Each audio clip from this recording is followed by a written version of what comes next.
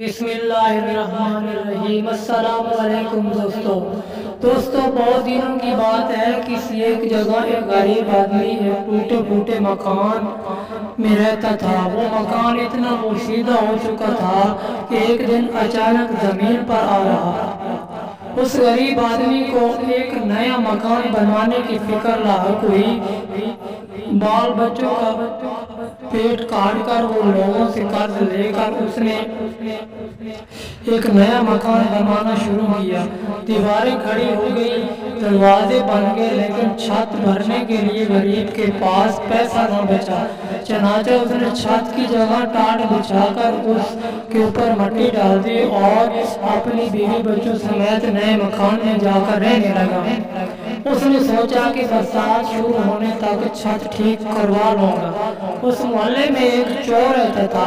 غریب آدمی کا نیا مکان دیکھ کر اس نے سوچا کہ یہ شاید دولت مند ہو گیا ہے، اس کے پاس شاید اچھی خاصا مال ہاتھ لگ جائے گا۔ چنانچہ ایک روز رات کے وقت جب سب بڑے سو رہے تھے، وہ چور اس غریب آدمی کے مکان کی چھت پر چڑھ گیا، لیکن چھت پر ابھی ایک دو قدم ہی چلا تھا کہ ٹاٹ پھٹ گیا اور وہ دھڑام سے نیچے کمرے میں سوئے ہوئے مالک مکان کے اوپر گر پڑا۔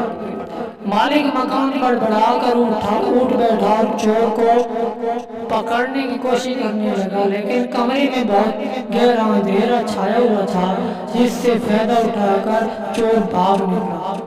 چور بھاگ تو گیا، لیکن پھر اس کو مالک مکان پر بہت غصہ آیا کہ اس نے ایسی جعلی چھت کیوں بنائی۔ چنانچہ اگلے ہی دن وہ فریاد لے کر بادشاہ کے پاس پہنچا اور اس سے کہا، اے دانش مند بادشاہ، میں نے ایک گھر میں چوری کرنا چاہی اور مکان کی چھت پر چڑھ گیا، لیکن چھت کی جگہ ٹاٹ بچھا تھا، میں نیچے گر گیا اور میری ٹانگیں ٹوٹتی ٹوٹتی رہ گئی۔ آج کرم آپ اس مالک مکان کو سزا دیں۔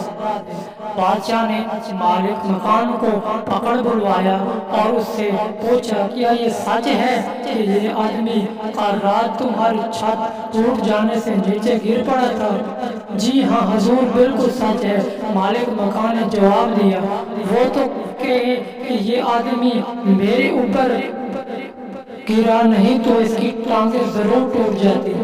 اگر یہ سچ ہے تو ہم تم کو موت کی سزا سناتے ہیں۔ بادشاہ نے کہا اور جلاد کو بلا کر حکم دیا کہ اس کو پھانسی پر چڑھا دو۔ غریب مالک مکان بادشاہ کے قدموں پر گر پڑا اور کہا، بادشاہ عالم، مجھ کو کیوں پھانسی دی جائے؟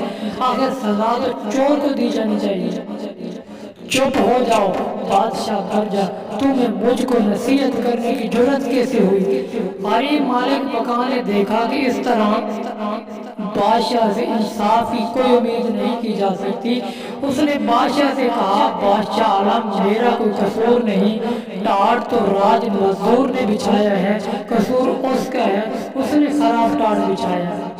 تب بادشاہ نے حکم دیا کہ اس کو رہا کر دیا جائے اور راج مزدور کو پھانسی پر چڑھا دیا جائے۔ بادشاہ کے سپاہی فوراً جا کر راج مزدور کو پکڑ لائے۔ جب اس کو پھانسی کے پھندے کے نیچے کھڑا کر دیا گیا تو اس نے کہا، مجھے بادشاہ سے کچھ عرض کرنا ہے۔ بادشاہ نے اجازت دے دی۔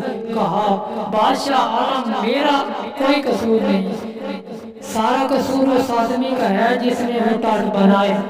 اگر اس نے ٹاٹ پکے اور مضبوط بنائے ہوتے تو ان پر کوئی بھی چلتا نہ پڑتے۔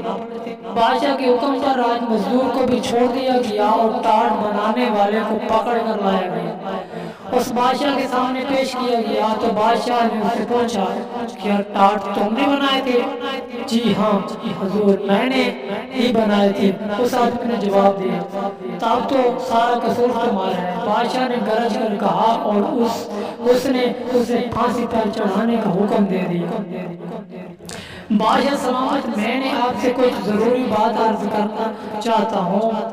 ٹاٹ بنانے والے نے کہا، بات یہ ہے کہ میرے بنائے ہوئے ٹاٹ ہمیشہ بڑے پکے ہوتے ہیں، لیکن جس وقت میں یہ ٹاٹ بنا رہا تھا اس وقت میرے ایک پڑوسی نے جس کو کبوتر اڑانے کا شوق تھا، آپ نے کبوتر اڑا دیے، وہ آسمان میں اڑتے پھر رہے تھے، کلا بازیاں کھا رہے تھے، میں ان کا تماشا دیکھنے لگا، اس کا اثر میرے کام پر پڑا اور میں نے ٹانگ چھدرے اور کمزور بنا دیے۔